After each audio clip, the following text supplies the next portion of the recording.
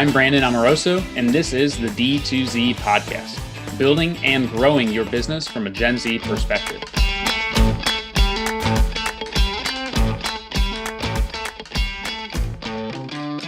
Hey everyone, thanks for tuning into the D2Z Podcast, a podcast about using the Gen Z mindset to grow your business. I'm Gen Z entrepreneur Brandon Amoroso, founder and CEO of e-commerce agency Electric Marketing. And today I'm going to be talking with Rachel Tyers, the VP of Strategic Partnerships over at Okendo. She got her start in e-commerce very early on with Flashcarts and hasn't stopped since. So I'm very excited to have her come on the show and get to dive into her experiences over the past couple of years. Thanks for coming on, Rachel. Thank you so much for having me, Brandon. Also, I love the podcast name, D2Z. That's very cool. It took a while to align on that, so I'm glad that you find it good because there were a lot of names. I should post it one day. Did you do a LinkedIn poll or anything, or? We did an internal Slack poll amongst the team. Very nice. So let's get started with just a quick background on you, sort of how you got your start in e-commerce, and then we can just take the conversation from there. Yeah, sure. So I've been in e-commerce and digital marketing for more than 10 years now. And my first foray into e-commerce was actually shipping those flash tattoos over from China via Alibaba. And I built my own little Shopify store in Australia to sell them. And at that point, I think I had kind of just done a stint at college here in the States on my little study abroad. And all the girls at Coachella and festivals, they were wearing these flash tats, but they hadn't really arrived in Australia yet. So I thought, hey, let's bring them over. This is going to be huge. And that was pretty early days for Shopify. So it's nowhere near what it is today. But it was really good exposure, really good experience. And I think it helped me to really solidify my career in e-commerce and digital back in those early days. Did you think when you were starting it that was something you wanted to do long-term e-commerce, or did you sort of just happen into it and then realize how much you enjoyed it and went from there? I think I've always been really interested in entrepreneurship and innovation, and e-commerce is kind of just what I fell into, but I ended up really enjoying it. Well, actually, that's not true. My first degree was radiography and medical imaging. So when I was 11 years old, I decided that I wanted to do radiography. And then I did that at uni for a year and worked in the hospitals. And I was like, nah, not for me. So then I went over into business. Yeah. Not a bad pivot. So in terms of after Flashcarts, how do you get to today at Okendo? Yeah, so after Flashcarts, I was working with an Australian digital marketing agency, a big Facebook partner down there, and they opened up their LA headquarters while I was with them. So I moved over to LA for, one of the first times, and was helping them grow their operations here. Went back to Australia, and then I ended up taking a year off, and I did the whole eat, pray, love thing. I was living in India, teaching yoga to monks and all of that sort of stuff. And then actually Steve Weiss from Mute 6, he found me on LinkedIn and he reached out and he was like, we'd really like to get you back to LA if you're willing to come out here and head up partnerships for the agency. So I did that. I was there for a few years, and then I started a headless e-commerce platform, Nacelle. My co-founder is running that currently, and I am now with Okendo and scaling out their North American operations, or I should say global operations, because I'm looking to hire a few people in EMEA now, if you know anyone. That's exciting. Mm-hmm. I'll have to think about that. So in terms of the partnerships role, is that something that you had done prior to Mute 6, or is that something that was new for you? And then after that, you sort of decided you really enjoyed being in that partnership facing role? Yeah, so I got my start on the tools being a Facebook media buyer at the Australian Facebook agency. And then after a while and moving up through like account management and looking after a team, I decided that I really wanted to try out this partnerships thing, and partnerships was new for the business at that time. So kind of carved out our own path there. And then that kind of partnerships experience gave me a taste, and I knew I wanted to continue in that space. And I just love it. I just feel so lucky that I get to work with amazing business owners like you, Brandon, and just get to bring great product to market and kind of create solutions for clients that's going to make more revenue and make life better for them.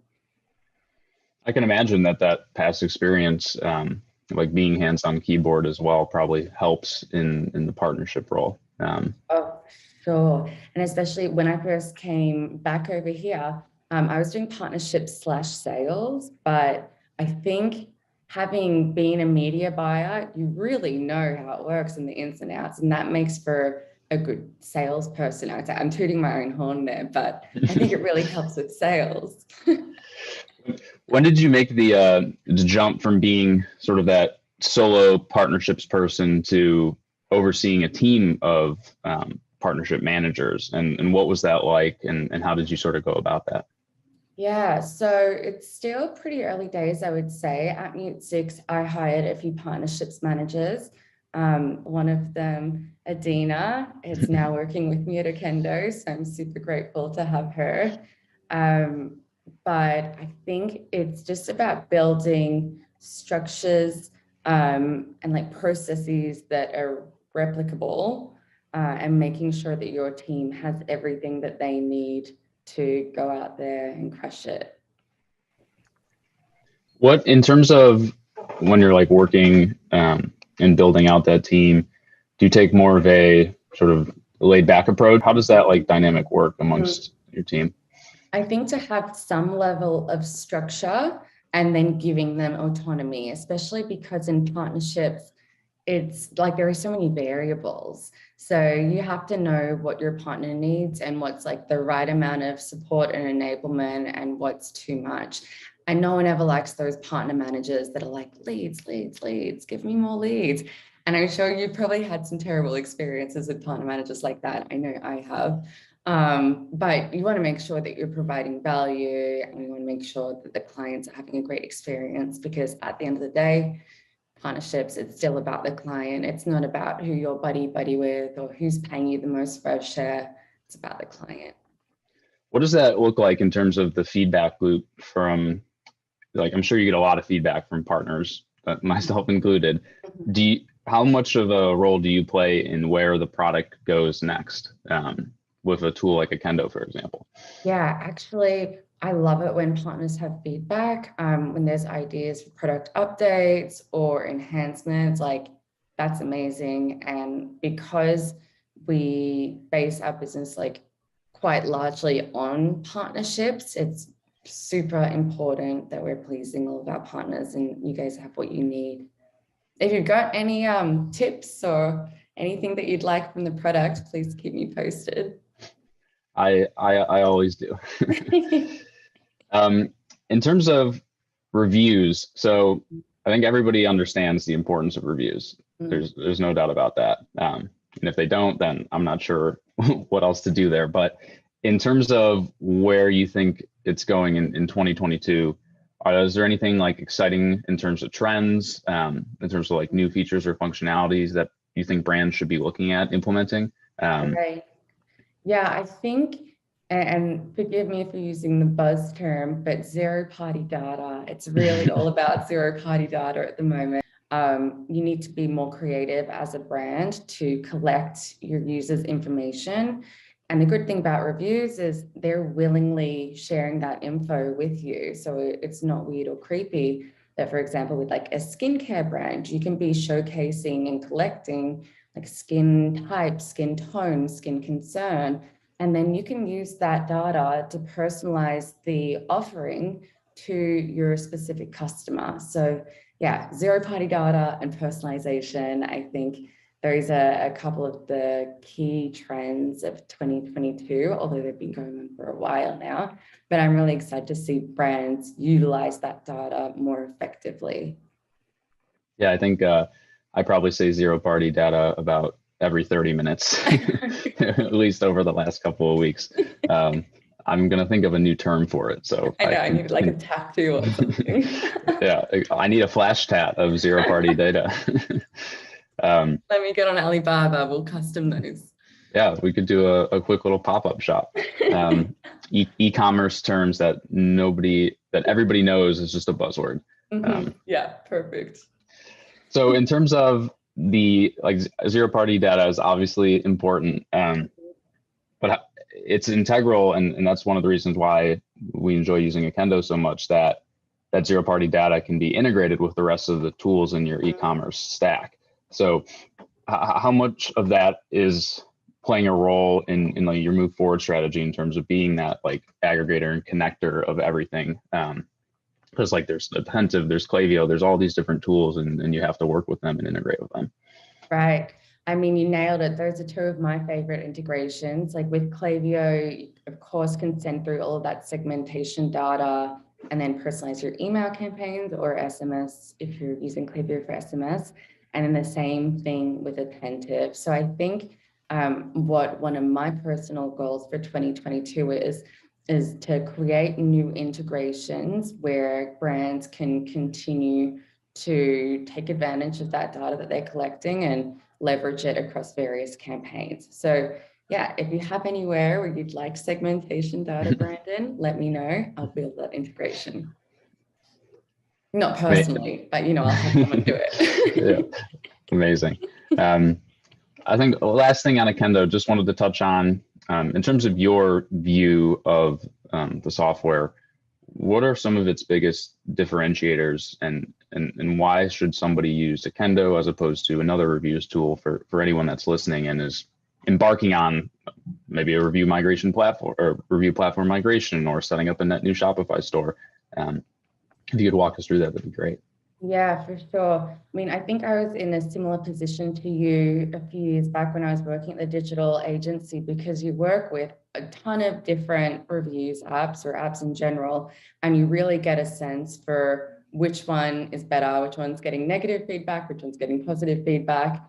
But at that time, I came across Okendo. I happened to be sitting at a Shopify Unite with a bunch of Australian dev agencies. They're all raving about this company. So I thought I'd better check it out and see what all the fuss is about. But sure enough, when the founders took me through a demo of the product, I could see how much better of a platform it was. And there's a few key differentiators there. I think number one is the flexibility of that on-site widget. Like you can really make it look beautiful and on brand. Brand consistency, I think, is so important, rather than having this cookie cutter old reviews which that you see from some of the other guys, not naming names. And then of course, like best in class integrations. We have the best integration out of Klaviyo, for Klaviyo out of any reviews platform on the market. So that's super important, as well as a bunch of others. Site speed is a big one. There's a lot of focus on performance, and I think, what's the stat? Like a 1 second delay in page load speed reduces conversions by 7%. So you don't want those clunky old reviews software on the site slowing things down. And then like the last thing would be affordable month-to-month pricing, no lock-in contracts, which is, I think, pretty good for the space. Yeah, it feels like that's becoming more and more the norm.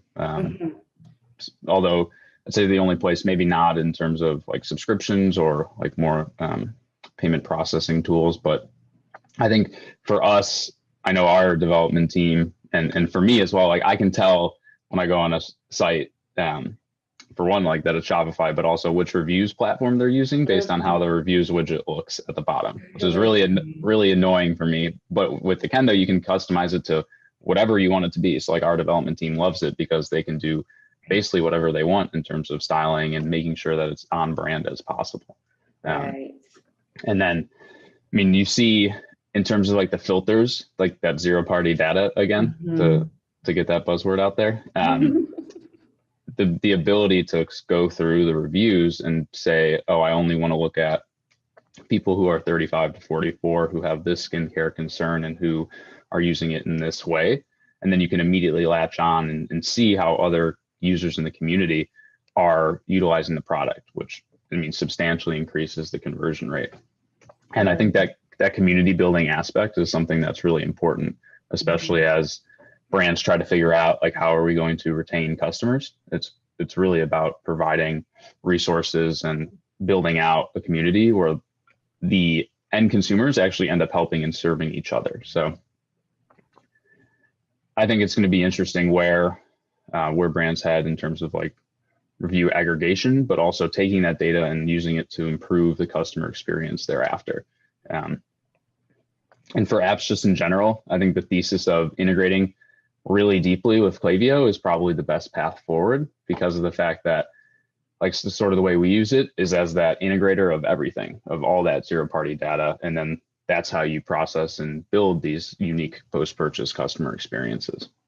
Right. That's a good point. I mean, I was just talking to someone, ex now Klaviyo, but ex Nosto, and he was saying, oh, with all that segmentation data that you have, feed it through to Nosto for personalization on site from Klaviyo. And I was like, I hadn't even thought of that. Great idea. Yeah. Yeah. It's really exciting to see as the integrations become more in-depth, both in terms of the number of them, but also in terms of like how much data is actually getting passed over. It's really feels like it's going to snowball. And the apps that invest heavily in being an integrator of the entire ecosystem are going to be the ones that win out, because even if you have a great tool, if it lives in a box somewhere and doesn't chat with the rest of your tech stack, then it's not going to benefit the brand whatsoever. Yeah, very true. So in terms of your stint before Okendo, how did you come about Headless Commerce? Where do you see Headless Commerce going? I know that's another buzzword that we could get a tattoo of, but what are your thoughts on Headless Commerce and moving forward for brands this year? Yeah, I think it's so exciting. So back in, I want to say like 2018, I started working or partnering with a development agency when I was at my digital marketing agency, and we would share leads back and forth. His agency would do the dev work and we would do the marketing. And for one specific client that we were doing the marketing on, I just started seeing the conversion rate go through the roof. And I was like, hold on, what's going on here? Like, what have you done to my development agency partner? And he was like, oh, we've built them this headless framework. I thought, oh, there's something here. Like, if that's the impact that it's had, like, I think you're onto something. So anyway, he ended up closing the agency and I left my agency and we started this headless e-commerce platform. So kind of started out as a framework and it became bigger and better and stronger. And now like where it's at today is insane. And it's not just integrating Shopify anymore. It's across every major e-commerce platform. So I'm just really excited to see where that goes. And I think that today you kind of need to be at a certain level of say GMV or order volume to have headless make sense for you. But I think that in the coming years, there's going to be like a democratization of headless, and it's going to be more available to more brands and smaller brands, because I want everyone to have access to like a beautiful lightning fast website and not just the large enterprise brands. Yeah, I'm very much so looking forward to the day where every site is headless. Because like for us as an agency, there's definitely some brands who are like I'd say on the cusp of potentially needing headless, but then the last thing we would want to do is put them on headless and not have them understand the requirements that are like today's requirements, at least, of what it takes to maintain it. So it's always just sort of towing that fine line. But at the same time, that site speed is obviously super important. And then the Google like Core Web Vitals update that they rolled out in December has made that so much more important from an SEO standpoint as well, that we've seen some of the older Shopify sites that we work with drop 30%, 40% in organic rankings, because they're just not fast enough. And Google is really taking that into account pretty seriously. And I think just as a consumer, like I want to be able to get through the site really quickly. I want a nice, smooth, snappy experience. I don't want any loading circles. I'm impatient. We all have a short attention span these days. What is Snapchat, or not Snapchat, TikTok? Yeah. In terms of TikTok, since we're on that, in social commerce, do you ever see yourself like transacting on an app versus going through an ad to a website like it is more traditionally today? Because I've been seeing more and more the sort of trend towards transacting within the app or these live selling events and stuff of that nature. That's a really good question. I think that we are definitely heading in that direction and we're going to be there soon. Me personally, I'm still someone that likes to click through and make sure that I'm certain with my purchase. I could see myself maybe with like Amazon things, just like if it popped up in front of me and I'm like, oh, I need that moisturizer. Yeah, click, click, click, like done. But at this point, I haven't bought anything directly off like Facebook or Instagram. Have you? No, I'm a terrible online shopper. No, Brandon. which is funny because you would think I would not be, but I will go online for like the standard Black Friday, Cyber Monday deals, but otherwise I try to shop as little as possible. Well, I'm a massive online shopper. I probably make up for the both of us and more. I'm looking around and yeah, everything in my apartment is pretty much bought online. There's one large couch that I went into store. Everything else is online. We'll say I probably use Amazon pretty frequently though, and because we're remote as well, all the business stuff comes to just my condo, and I think the front desk hates me because it's like 15 Amazon packages a week. And over the holidays from all the partners too, it was like overwhelming in terms of the amount of stuff going through. Yeah, I kind of love that though. Oh, I shouldn't say it. It's consumerism. I love it. I love the gifts. I think speaking of zero-party data, Shopify is sitting on an unbelievable amount of customer data, which I don't think they've really done much with in terms of monetization or anything like that. I'm really curious to see if they do anything with it in terms of helping brands like work around some of these iOS updates for advertising. Do you have any thoughts around that? I wonder what the privacy issues would look like. I think I'm sure they've got T's and C's that cover it all off, and maybe it would allow them to do something. Although I can't see Shopify actually doing it. I don't know. What do you think? I mean, I have the Shop Pay app, and I open it and I'll track an order, and then I'm getting other recommended like Shopify brands within there to shop from. Like I'm trying to think of what's next after that. Do they do some sort of and this is just me making stuff up here, but do they do some sort of a marketplace? Not like an Amazon, which I don't really think is a true marketplace because they have their own products and they outbid their brands that are selling on there, and they own the consumer. But what if it was just like a discovery platform that would pass people through to the various Shopify sites? And I think that would be cool in a sense that you're going to give visibility to smaller brands that aren't like, they just can't really advertise in this environment right now of how expensive things are. But they know so much about me because I've transacted through probably half of my online transactions are through a Shopify store. They know what I like, what I'm purchasing, how frequently I'm purchasing, the consumer profile that they could build around me to use to like recommend other Shopify stores on this theoretical marketplace would be crazy. And probably unmatched in terms of the level of like sophistication and actual like, I'm pretty confident they would know what I would like based off of everything I've done in the past 5 years. Well, my issue is I've got the Shop app. I actually think I just got a notification from the Shop app about a delivery. But the recommendations that they've made to me have been terrible.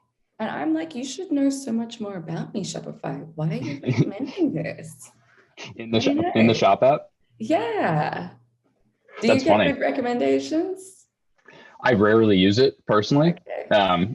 I'm gonna have to check now though and see if they do know me or not. We'll have to find out. Let me know.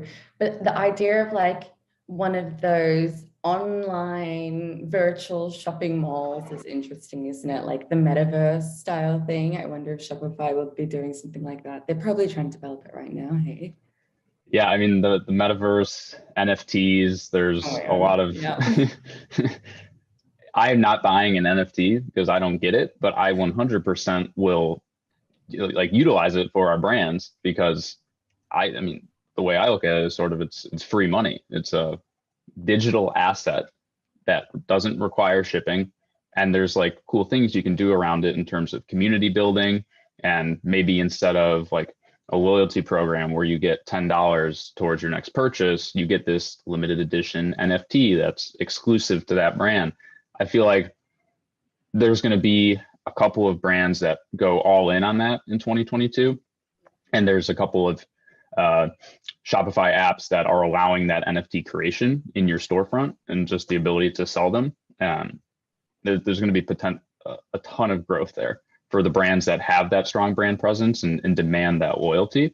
It's a no-brainer for them to add it on. It's basically free money. Right. It's so smart too. Like the hype that kind of strategy, I could definitely see getting. I need to understand it more too. Like, what happens once you have this, like, let's say valueless NFT? Like, do you just have to trick someone into thinking that it's valuable? Like, how does this work, Brandon? I guess it's like anything else. It's the group and the collective valuation of whatever that item is, whether it's I don't know, one limited edition NFT or hundreds of them. I guess it's just the demand that's for it. I'm not even going to begin to try and understand though what it's like. But I mean, I have family friends who are very young. If you're an 8-year-old nowadays, a lot of your social interaction, a lot of the things that you value are digital. So what I think is cool is utilizing technology or NFTs to try and create like in-person experiences. So the last thing I would want to see is that we just buy a bunch of fake stuff and then we just live in the metaverse. But it feels like we're probably headed that way. Hopefully it will be after my time though. Right. Well, land in the metaverse is going for crazy amounts of money. Have you seen that stuff? I have. It's wild. Like I got to buy a house first, like a real house that I can live in. I'm not going to spend $10 million on a fake house. Though I think somebody spent like a ludicrous amount of money to live next to Snoop Dogg or something in the metaverse. Wow. Which is pretty cool. I mean, nice. I guess if a lot of money to waste. If I had unlimited money, I would totally do that. Like who doesn't want to live next to Snoop Dogg? So in terms of where people can find you online, what would be the best way for them to reach out to you about Kendo or anything else e-commerce related? Yeah, feel free to connect with me on LinkedIn. I'm pretty active over there. So it's just Rachel Tyers. That's RACHELTYERS. Or you can always reach me at rachel.tyers@okendo.io if you want more information around Okendo. Awesome. Well, thank you so much for joining us. I want us to start that Flashcat pop-up. So I'll be following up with you shortly on how we're going to take that out to all the e-commerce events this year. But in the meantime, thank you everybody for listening. Again, you can find Rachel at Rachel Tyers on LinkedIn or rachel@okendo.io. And I'm Brandon Amoroso. Thanks for joining us and we'll see you next time. Thank you so much, Brandon.